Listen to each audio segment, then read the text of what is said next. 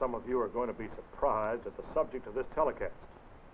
You figure I'm supposed to diagnose political situations and foreign affairs or dig up inside stories around the White House, but I'm going to fool you.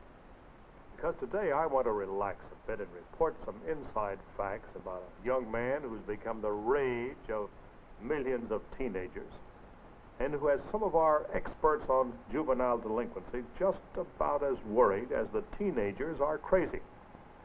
I refer to Elvis Presley. Here's a boy of 21 who 2 years ago was driving a truck for $40 a week. This year he'll make $1 million. He now has 4 Cadillacs, a 3-wheeled Messerschmitt sports car, a motorcycle, a ranch house, and a swimming pool in Memphis. He has police escorts, is mobbed by thousands. He's also a boy who's had more criticism thrown at him than any other entertainment personality, I suppose, in recent American history. Well, why? Does he really deserve it? What effect does he really have on juvenile delinquency? Just who's to blame? In a minute, I'll tell you the inside story of Elvis Presley, including a prediction.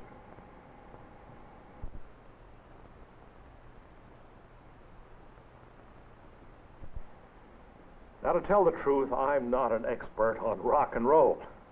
But when I learned the rock and roll music made famous by Elvis Presley had caused teenage riots in 2 staid countries, like England and Norway. When I learned that Elvis had been barred from a Pittsburgh auditorium because of the damage done to the hall by his teenage audience, and how he'd been threatened with arrest by a judge in Jacksonville, Florida, and how ministers and educators all over the country had protested his style of singing, well, I got interested. Here's what I found. Elvis Presley was born just 21 years ago in a 2-room house in Tupelo, Mississippi that didn't even have a bathtub. Those were Depression days. His father worked for the WPA as a carpenter and as a tenant cotton farmer. His family was religious. And at meetings of holy rollers, Elvis learned to sing spirituals and play the guitar.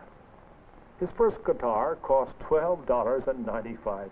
Today, he pays $300 for his guitars, yet he still can't read music. In fact, his musical technique is such that sometimes he breaks the strings of his guitar before he finishes a show. However, he has an accompanist, and his guitar is chiefly a decoration to swing around the stage and whip up his teenage audience. Well, when Elvis was 14, his family moved to Memphis in 1949. The Great Depression was over. His father got a job in a factory. His mother went to work as a cafeteria waitress, and Elvis got an after-school job as a gardener. Things were looking up for the Presley family. Meanwhile, Elvis made a hobby out of singing spirituals and hillbilly songs. At this point, he was actually very shy about singing, even for his friends. He was obedient, polite, very bashful, didn't care much about baseball, football, like other kids. Quite a contrast from today when crowds besiege his car after a performance and police have to protect him from well-wishers, autograph hunters, and jealous mayors. Well, one Saturday afternoon in June of 1953, Elvis wandered into the front office of the Sun Record Company in Memphis, where for $4 you can get a home recording of yourself.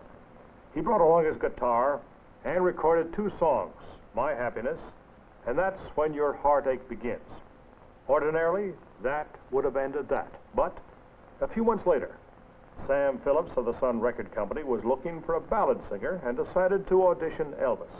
Elvis, however, did very badly at his audition, and he didn't get the job. He lacked the rock and roll technique that he has today. However, Sam Phillips still thought Presley had possibilities, and he suggested he spend a few weeks practicing and then cut another test record. Well, the rest is history. Accompanied by a guitarist and a bass fiddler, Elvis finally was able to make an acceptable record for the Sun Company. Sam Phillips took it then to the local Memphis disc jockey named Dewey Philips, and the kids of Memphis simply went wild. The local radio station got 47 phone calls and 17 telegrams after the record was played. And Sam Phillips of the Sun Record Company found himself with thousands of orders for Elvis Presley's first commercial recording, That's All Right, Mama. Well, Elvis quit his job as a truck driver, signed a contract with a Memphis disc jockey named Bob Neal, and began singing on hillbilly radio programs and at local roadhouses. He barnstormed through Texas, Arkansas, Louisiana, made 4 more hillbilly records, and was a sensation among the kids of the South and the Southwest. Well, at this point, big business in the entertainment world took a hand. Television MCs need to get good ratings, and big record companies like to sell records. So as the word spread about the kid down in Memphis who was creating a local sensation, RCA Victor sent its hillbilly talent scout, Steve Scholes, down to Memphis to buy up Presley's contract with the Sun Record Company for $35,000 plus a $5,000 bonus to Elvis himself. 3 months later, Presley's records were responsible for 1/2 of Victor's entire output. His recording of Heartbreak Hotel sold 1 million copies in 9 weeks, a new record. Meanwhile, the Dorser brothers signed Elvis for an appearance on their coast-to-coast variety show, and he also appeared on the Milton Berle Show, where he was widely criticized for his bad taste in performing. Finally, he got into the real big time by appearing on Steve Allen's new Sunday evening program. The truth is that Steve Allen didn't really want Presley. Steve didn't like Presley's wise guy mannerisms and vulgar body grinds, and he had made fun of Presley. However, Steve Allen was in a race with Ed Sullivan for TV viewers, so he agreed to have Elvis and succeeded in beating Ed Sullivan's audience rating for the first time. Well, the competition at big-time television is terrific. Ed Sullivan was not to be outdone. He tried to get Presley on his show a year earlier, when Presley was only a local Southern sensation, but Presley at that time demanded $5,000 for a single TV appearance, and Sullivan had laughed him off. Like Steve Allen, Sullivan considered Presley's way of performing vulgar. But competition is competition. So he offered Elvis $50,000 for 3 TV performances, the most Sullivan had ever offered anyone, and quite a contrast to the $5,000 he had previously refused. But he had to win back those Sunday night viewers stolen by Steve Allen, and he was successful. Later, Sullivan admitted that Elvis Presley's 3 appearances on his program had been worth $250,000 to him in publicity. The good taste of Presley's performance apparently wasn't important. A good rating was. Well, that competition between Steve Allen and Ed Sullivan marked the high spot of Elvis Presley's meteoric rise to fame. In a minute, I'll make a prediction as to where he will go in the future.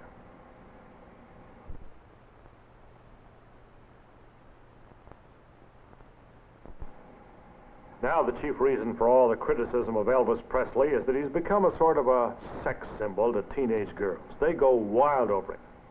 Presley doesn't smoke or drink, but he does like girls, and they are prone literally to throw themselves at him.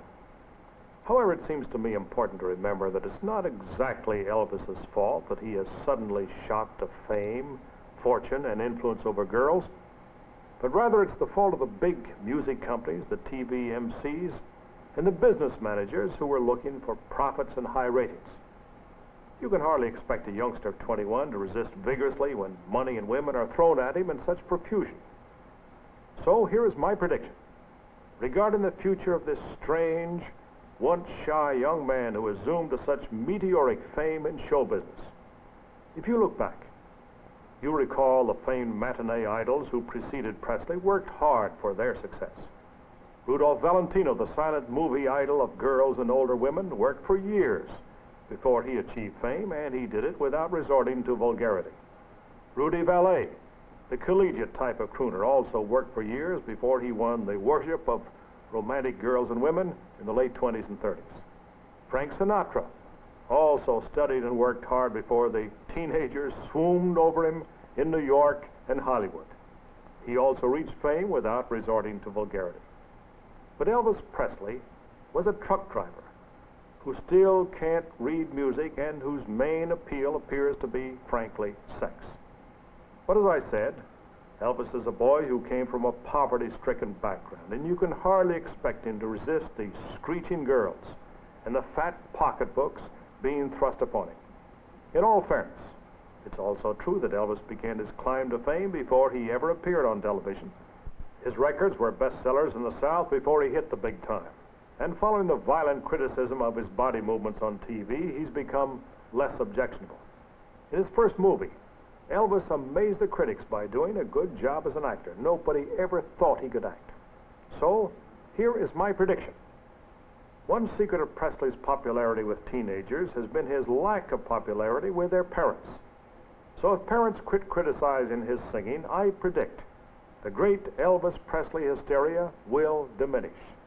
And if Presley finally learns that vulgarity is not the way to permanent success, and if he works hard, which he's never done before, I further predict he'll find a less spectacular but steadier place in our entertainment world. If he does not, then I predict Elvis Presley's star will fall as rapidly as it rose. I'll make a prediction about next week's program in just a minute.